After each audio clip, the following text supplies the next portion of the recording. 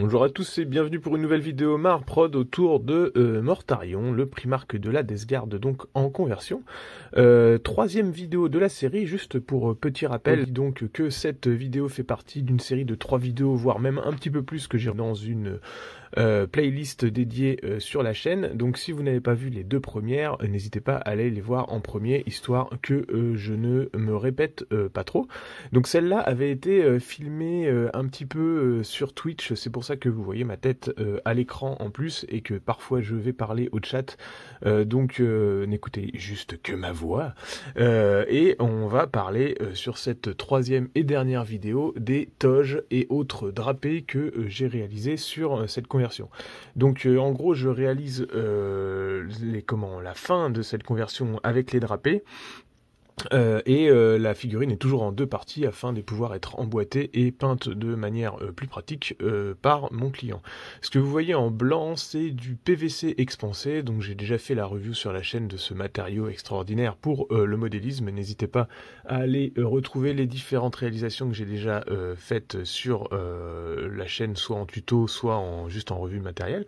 Donc là j'ai utilisé ce qui existe de plus fin en matière de PVC expansé, c'est-à-dire en gros du 1 mm, que j'ai mis en forme soit en le tordant directement à la main ou avec des outils, soit en le chauffant légèrement pour le faire ployer un tout petit peu plus. Et l'idée c'est de l'utiliser en structure pour refaire par-dessus une sculpture en résine verte. C'est pour ça que je fais beaucoup de résine verte. Donc mon mélange habituel, c'est donc de la green stuff mélangée à de l'Apoxy Sculpt, qui est une sorte de millipute en gros, et qui me permet de travailler à la fois la souplesse de la green stuff, tout en ayant la dureté d'une sorte de millipute une fois que c'est sec, donc pour pouvoir retailler dedans, éventuellement poncer, faire des dégâts, ce genre de choses. Donc j'ai fait mon mélange, là je le mets directement sur les plaques de plastique blanc, et puis j'essaie ensuite de lisser le tout pour rejoindre le plastique gris de la sculpture d'origine, et faire quelque chose de suffisamment lisse avec un raccord correct de la sculpture à mes rajouts de plastique. Au début, je ne fais que recouvrir vraiment cette structure. Alors, bien sûr, je commence à faire quelques petits détails. L'idée sur ces pans de tissu, c'était de recréer en gros les toges de Mortarion qui existaient déjà dans la figurine d'origine, hein, mais qui ont été, j'ai eu besoin d'enlever, de découper, parce que j'ai beaucoup modifié la position des jambes. Normalement, il a une position où en gros il flotte et les jambes sont très tendues et relâchées vers le sol, étant donné que c'est une figurine volante avec des ailes à la base. Et moi, je voulais le reposer au sol, ce qui fait qu'il avait une stature beaucoup plus posée, beaucoup plus statique, avec des jambes plus écartées qui ne passaient pas avec la sculpture d'origine. Donc j'ai tout découpé pour pouvoir mieux resculpter et repositionner les drapés dans la position qui était la mieux avec la nouvelle position. L'idée c'était quand même de recréer des sortes d'élytres qui auraient été au repos, donc un peu comme s'il avait des ailes mais repliées qui pendaient sur le bas pour former un petit peu des pans de tissu.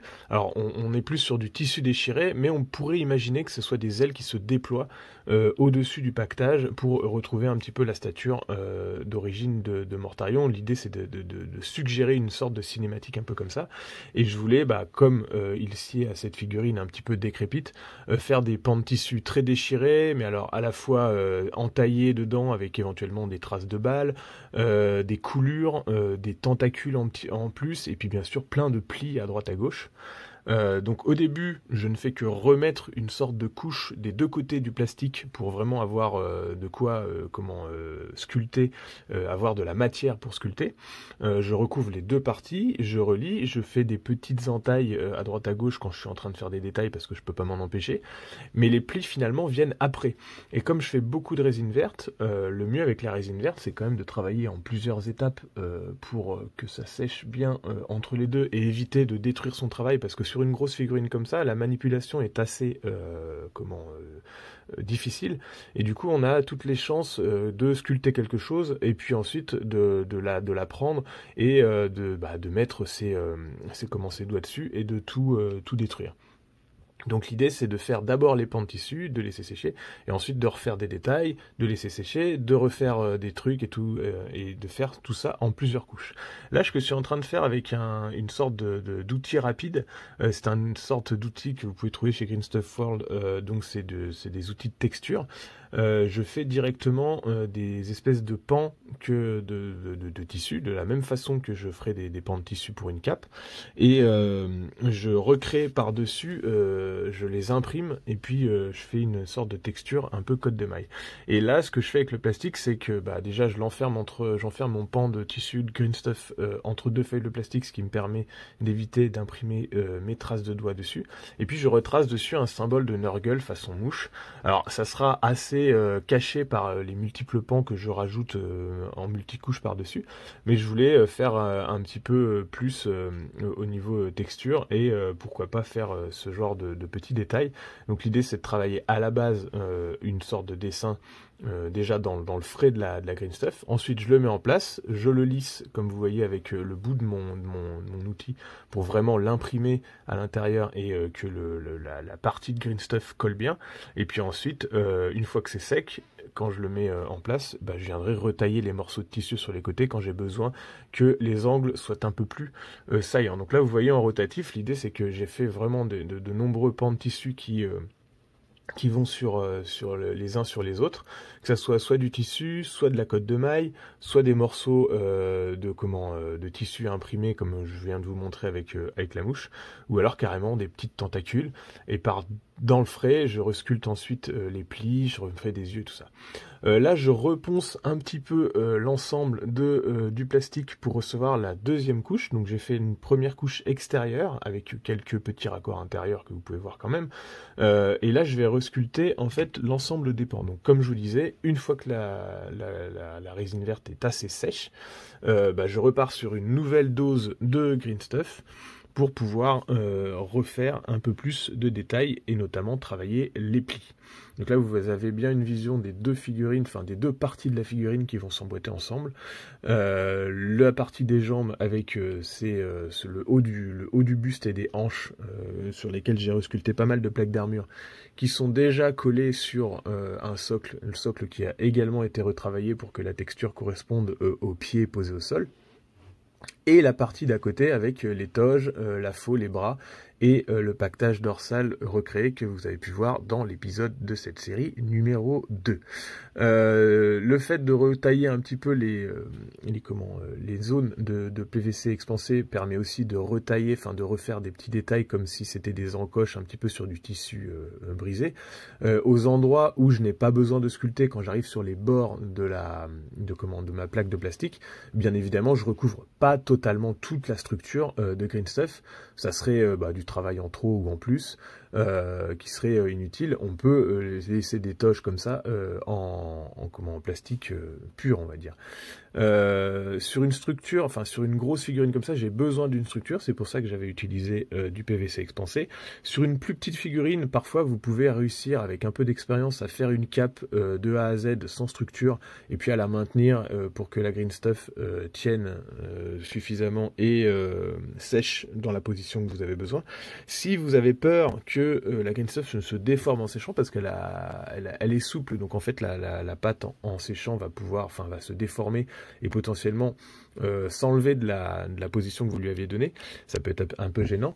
Donc soit vous la maintenez avec des petits cure-dents, moi c'est ce que je fais, je les plante par exemple dans un bouchon, puis je maintiens ma petite cape avec plein de petits cure-dents à droite à gauche pour maintenir la position. Sinon, utilisez un autre type de structure, vous pouvez pour ça récupérer un peu les espèces de protection de bouchons que vous avez sur les bouteilles de vin par exemple. Alors les bonnes protections, pas les protections en plastique, mais les protections plutôt en métal, donc sur du bon vin. Buvez du bon vin, c'est mieux que du mauvais. La protection en métal, c'est une sorte d'alu un peu épais que vous pouvez découper et l'utiliser comme structure pour faire en fait, vous taillez votre cape à l'intérieur, vous faites la structure et vous la mettez en place parce que l'alu peut se tordre à la main et rester en place, et vous sculptez par-dessus à la Green Stuff. Ça peut être une autre technique. Donc là, ce que je fais, comme vous êtes en train de le voir à l'écran, je prends des boudins de Green Stuff. La Green Stuff à l'extérieur, au niveau de la structure, est sèche.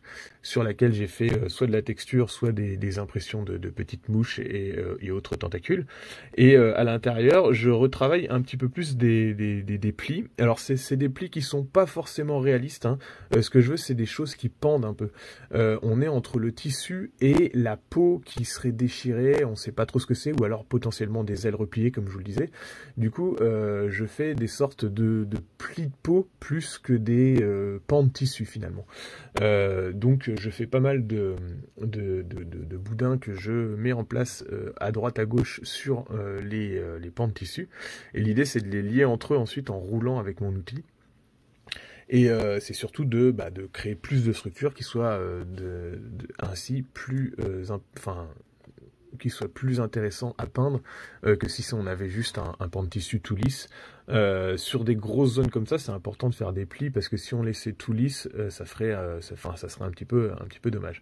Même si là, vous imaginez bien qu'une fois le corps emboîté à l'intérieur du creux derrière les capes là, c'est le genre de détail qui va pas forcément énormément se voir, mais pour la sculpture, c'était quand même nécessaire de le faire histoire de faire un boulot correct et fini. Donc là je les mets de façon plus pli. Alors pour ça vous pouvez regarder des images de référence de vêtements, hein. C'est toujours bien de s'inspirer, ou alors vous prenez un gros drapé puis vous faites vous-même vos plis pour vous y référer, un drap, une couverture ou ce genre de choses, pour voir comment les plis tombent et comment les appliquer sur une cape. Donc c'est pas forcément évident, hein. C'est là tout l'intérêt d'avoir une figurine un peu fantaisie, et Nurgle pardonne pas mal de choses.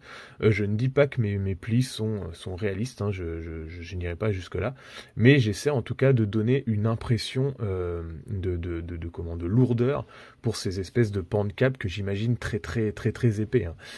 On imagine que la cape de Mortarion de base c'est une sorte de tissu un peu tactique qui doit ressembler à je sais pas, une sorte de matériau fibreux mais très épais, dans lequel serait mêlé en plus de la cotte de maille. Donc on imagine la lourdeur de la chose, potentiellement des liquides et autres substances qui les ont imprégnés pendant des dizaines de milliers d'années, donc des choses très épaisses, hein.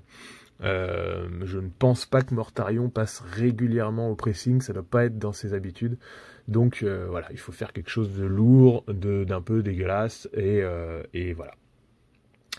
Donc à droite à gauche, des petits bourrelets de matériaux finalement, que vous pouvez ensuite lisser avec un pinceau de lissage ou le dos de votre outil si vous avez assez d'expérience pour rouler un peu. Vous avez un effet de roulage avec un dos de pinceau, vous pouvez réussir à lisser déjà pas mal de choses sans forcément avoir énormément d'outils.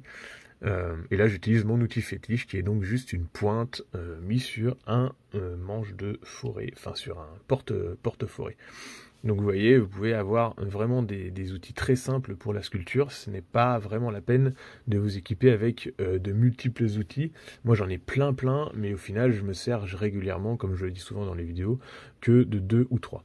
Là je finis par prendre quelques rabios qui restent de la conversion, notamment certains encensoirs qui sont au bout des chaînes et que je mets par chapelet de 3, et je les réintègre au pan de la toge. Donc l'idée c'est d'apporter encore un tout petit peu plus de détails et de mettre ces encensoirs à droite à gauche dans des endroits qui pendent finalement assez cachés dans les plis, mais qui vont apporter des choses très intéressantes à faire en termes de peinture. Donc là, je les colle en place avec de la cyanolite. La cyanolite a l'avantage de vraiment bien s'intégrer avec la green stuff, ça fait un collage très puissant, et en plus comme on est sur du plastique c'est parfait. Puis après je réutilise un tout petit morceau de green stuff pour faire mon raccord sur ces encensoirs. Ils étaient déjà au bout d'une cape, donc il y avait un reste de bout de tissu que je peux intégrer après l'avoir un peu découpé à ma sculpture en green stuff pour que le tout se lie bien. Donc voilà, j'espère que cette vidéo, enfin cette série de vidéos vous aura plu autour de Mortarion. C'était une grosse figurine, j'ai beaucoup aimé travailler sur cette commande, c'était très intéressant. N'hésitez pas à me dire également en commentaire si ça vous a plu tout ça. N'hésitez pas à partager l'ensemble de mes vidéos et à les liker, c'est ça qui fait avancer la chaîne. Merci beaucoup à vous, sans quoi, sans vous, la chaîne ne serait rien. N'hésitez pas pour ceux qui veulent me soutenir à me commander un tout petit peu plus de figurines. Je vais bientôt rouvrir mon planning, donc n'hésitez pas à me faire vos commandes. Vous pouvez également me suivre sur Twitch, sur lesquels je partage un peu plus de live de commandes et de création autour de la figurine. Vous pouvez également me suivre sur Instagram, sur lesquels vous pouvez d'ailleurs retrouver toutes les photos qui sont en train de défiler sur Mortarion. Et puis, pour ceux qui peuvent vraiment directement aider la chaîne, j'ai un Utip qui sert exclusivement à réinvestir l'argent sur du matériel de la chaîne. Merci à vous de votre soutien, à bientôt à tous et bon modélisme.